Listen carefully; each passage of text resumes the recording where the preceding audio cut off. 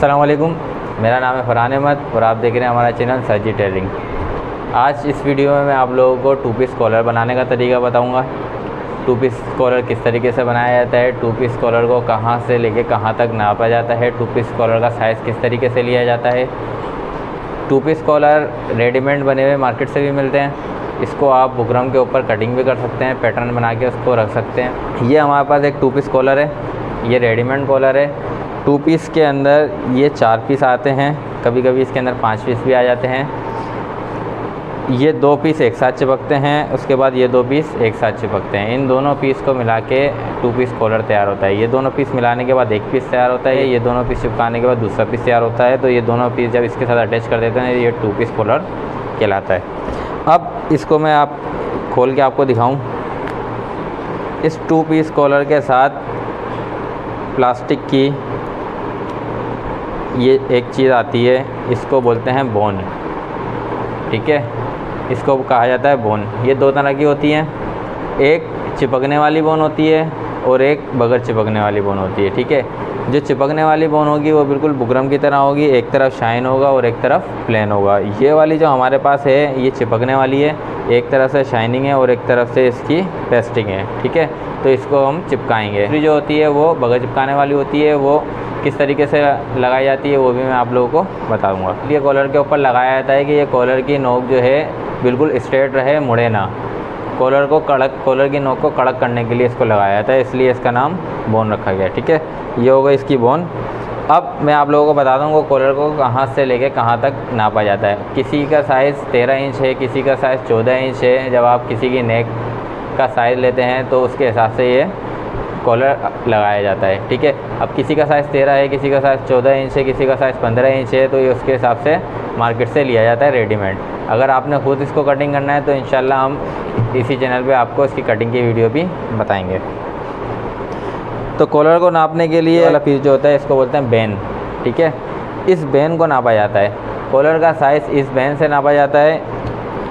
आपने इंची टेप को यहाँ रखना है, यहाँ से लेके यहाँ तक इसका साइज़ नापना है आपने। बेन के ऊपर ये 2 पॉइंट बुकरम बाहर निकली हुई होती है। ये राउंड शेप है, राउंड शेप से 2 पॉइंट बुकरम बाहर निकली हुई है। इस पॉइंट से लेके इस पॉइंट तक आपने इसको नापना है। ठीक है, इंची टेप को यहाँ रखा, यहाँ रखने के बाद अब इसको यहाँ तक नापेंगे तो इसका जो साइज़ है ये 14 इंच है। ये 14 इंच का साइज़ है। 14 इंच का साइज़ जिसकी गर्दन 14 इंच होगी, जिसकी नेक 14 इंच होगी, ये उसके ऊपर इजीली लग जाएगा। ठीक है,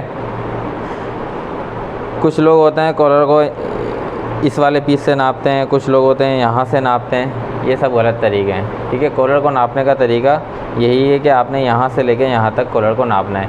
इसकी वजह क्या है? इसकी वजह ये है कि जब आप गर्दन का साइज़ लेते हैं तो गर्दन का साइज़ पूरा राउंड में लेते हैं। राउंड में लेने के बाद जब हम रेडीमेड कॉलर लेते हैं तो वो हम यहाँ से इसलिए नापते हैं कि जब इसका बटन और जब इसके ऊपर बटन और काज होता है तो ये ऐसे इसके ऊपर चढ़ जाता है, ये इसके ऊपर आ जाता है, तो इसलिए हम इसको यहाँ से नापते हैं। ये आपकी गर्दन है, ये आपकी गर्दन का साइज़ है, ये इसके ऊपर आ गया तो ये यहाँ से मिल जाता है और ये गर्दन पे आ जाता है। ठीक है, इसलिए इसको यहाँ से नापा जाता है। अब ये 14 इंच का कॉलर है। अब जिस 14 इंच के कॉलर को हम कपड़े के ऊपर पेस्ट करेंगे। इसको पेस्ट करने के लिए आपने कपड़ा लेना है। उस कपड़े की चौड़ाई आपने रखनी है 18 से 20 इंच और उस कपड़े की लंबाई जो आपने रखनी है वो रखनी है कॉलर के साइज़ से 4 इंच ज़्यादा। अगर कॉलर 14 इंच का है तो इसकी लंबाई हम रखेंगे 18 इंच। ठीक है, 17 इंच भी चलेगी लेकिन आप लोगों ने 4 इंच एक्स्ट्रा रखना है। ठीक है, अब इसके बाद इसको अच्छे तरीके से आयरन कर लेंगे। कॉटन का कपड़ा है तो पानी लगा के इसको अच्छे तरीके से आयरन कर लेना है। ये मैंने कपड़े को आयरन कर लिया। अब इस कपड़े के अंदर 2 साइड हैं, एक लंबाई वाली साइड है और एक चौड़ाई वाली साइड है। ठीक है, कपड़े की लंबाई आप लोगों को बता दिया गया था कि किस तरीके से चेक करते हैं, कपड़े की चौड़ाई किस तरीके से चेक करते हैं। ठीक है, ये कपड़े की लंबाई है, ये कपड़े की चौड़ाई है। इसी तरीके से ये जो कॉलर है इसकी ये लंबाई है और ये चौड़ाई है, तो हम चौड़ाई को चौड़ाई में रखेंगे और लंबाई को इसकी लंबाई में रखेंगे। सबसे पहले हमें ये वाला पीस चिपकाना है, बेन वाला पीस। इसको चिपकाते टाइम आपने 3 साइड से कपड़े को छोड़ना है, राइट साइड से भी, लेफ़्ट साइड से भी और अपनी साइड से भी, तीनों साइड से कपड़ा कपड़े का गैप छोड़ के इसको हम चिपका लेंगे।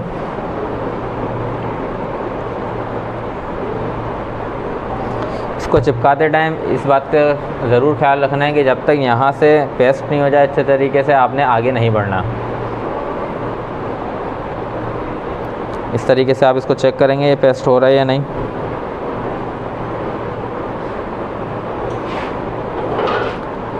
इस पीस को चिपकाने के बाद अब जो दूसरा पीस चिपकाएंगे, ये इसके साथ पीस अटैच होता है, इसके साथ ये पीस चिपकाएंगे।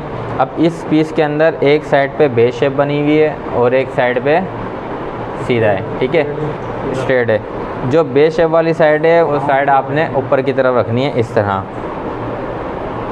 बेस शेप वाली साइड, ये जो 2 पॉइंट बुकरम बाहर निकली हुई है, आपने इस साइड के ऊपर रखनी है और बाकी जो स्ट्रेट साइड है उसको आपने नीचे से मिलाना है। इस वाले पीस को इसके ऊपर चिपकाते टाइम आपने इसको बिल्कुल सेंटर में रखना है।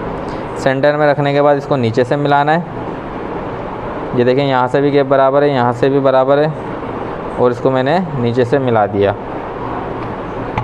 इसको हम इसके ऊपर चिपका लेंगे।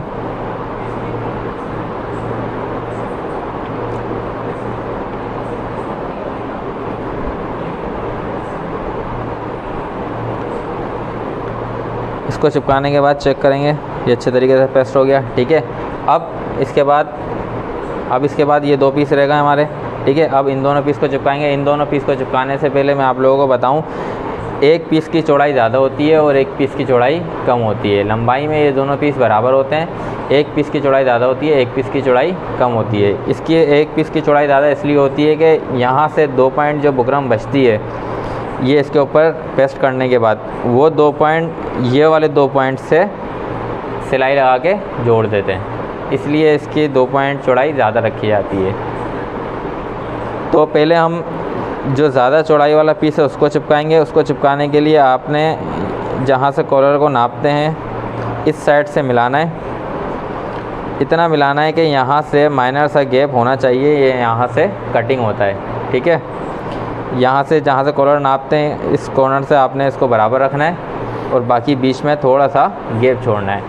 अब आप लोगों ने इस वाले पीस के ऊपर भी ये बेस शेप है, ये वाला पीस आप लोगों ने इस तरीके से नहीं चिपकाना है। इस तरीके से अगर आप चिपका देंगे तो बीच में ज़्यादा गैप आ जाएगा, ये उल्टा हो जाएगा। आप लोगों ने इसको इस तरह रखना है कि ये बिल्कुल इसके बराबर आए। ये जो चौड़ाई में ज़्यादा है वो वाला पीस चिपका रहा हूँ मैं।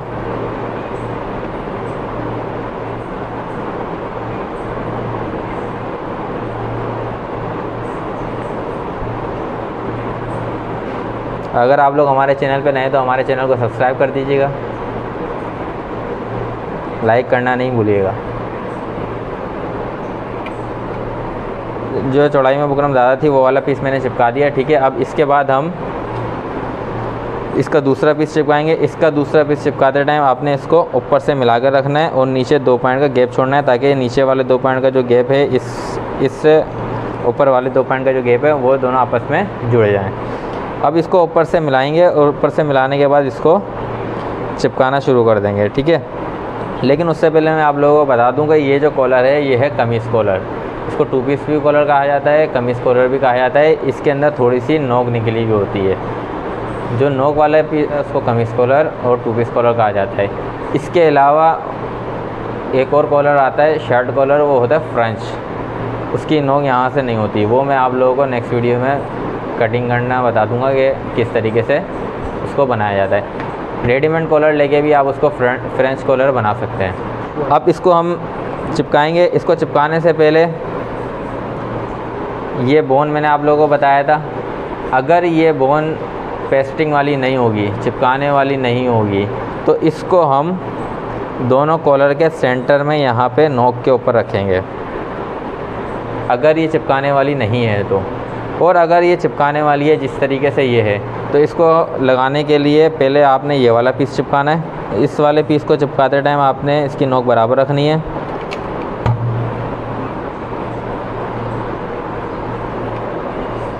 इसकी नोकों को अच्छे तरीके से आपने चिपकाना है। थोड़ा सा आयरन को ज़ोर देना है, दबाना है आयरन को, इसके बाद इसको चिपका लेंगे, ठीक है। ये चारों पीस चिपक गए। ये चारों पीस चिपकाने के बाद अब हम इसके ऊपर पानी लगाएंगे।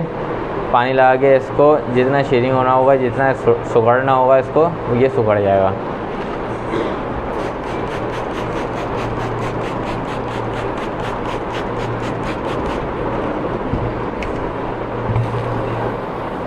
पानी लगाने के बाद इसको अच्छे तरीके से इस्त्री कर लेंगे।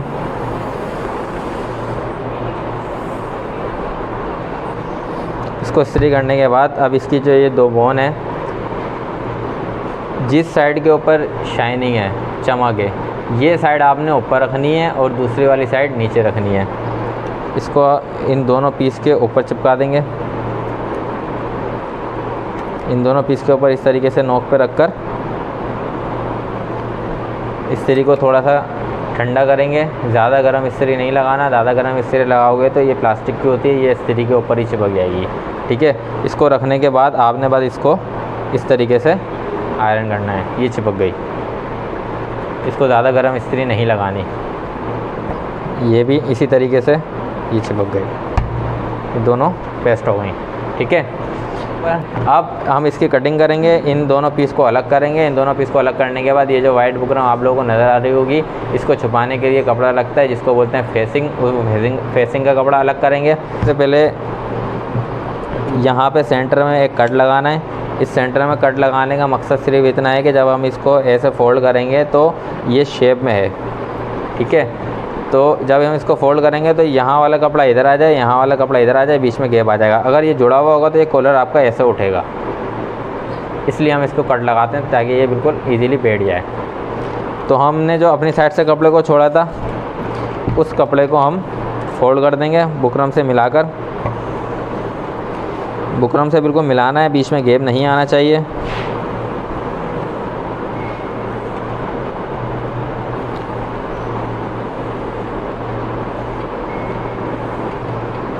पूरे यूट्यूबर्स को चैलेंज है, इतनी डिटेल में अगर कोई कॉलर 2 पीस कॉलर बताना आप लोगों को बता रहा है तो प्लीज़ हमारे कमेंट सेक्शन में आए, हमें दिखाएं ज़रा कौन आपको बता रहा है। इसको सेंटर से अलग करने के बाद, सेंटर से आप देखें ज़रा गौर से, मैंने इसको 2 पॉइंट जो बुकरम बाहर निकली है वहाँ से दूर कट किया है। आपने बिल्कुल मिला कर नहीं काट देना, कपड़ा छोड़ना है यहाँ पे। ठीक है, अब इसकी फेसिंग अलग निकलेगी, इसकी फेसिंग अलग निकलेगी। इसकी फेसिंग निकालने के लिए आपने इसको कपड़े को यहाँ से ऐसे डबल करना है। डबल करने के बाद इसको आपने नोक से यहाँ से यूँ मिलाना है, यहाँ पे आयरन करनी है।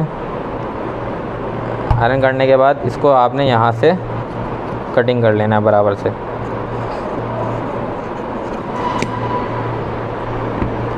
ये इसकी फेसिंग इसी के साथ ले ली मैंने। ठीक है, अब इस पीस की फेसिंग लेनी है। इस पीस की फेसिंग लेने के लिए आपने इसको यहाँ से बराबर रखना है ऐसे।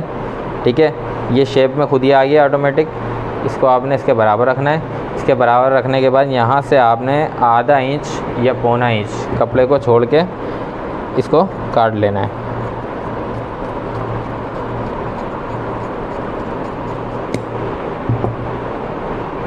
ये हमारे पास इस पीस की फेसिंग आ गई, इस पीस की फेसिंग इसी के साथ आ गई। ये हमारा कॉलर पेस्ट हो गया। ये जो एक्स्ट्रा कपड़ा बचा है ये मैंने ज़्यादा चौड़ाई में इसलिए रखवाया था कि किसी बुकरम की चौड़ाई ज़्यादा होती है, किसी की कम होती है। कोई चौड़ाई में ज़्यादा होता है, कोई कम होता है, तो इसलिए मैंने इसका जो कपड़ा है वो 18 इंच रखवाया था। ये एक्स्ट्रा कपड़ा साइड में हो जाएगा। ये आप लोग देख लें, ये हमारा कॉलर पेस्ट हो गया। ये इसकी फेसिंग है, ये इसकी फेसिंग है। अब इसको स्टिच किस तरीके से किया जाता है, कॉलर दोनों पीस किस तरीके से अटैच होते हैं, इंशाल्लाह वो मैं आपको अगली वीडियो में बताऊंगा। हमारे चैनल को सब्सक्राइब कर दीजिएगा। मिलते हैं अगली वीडियो में। अस्सलाम वालेकुम व रहमतुल्लाह।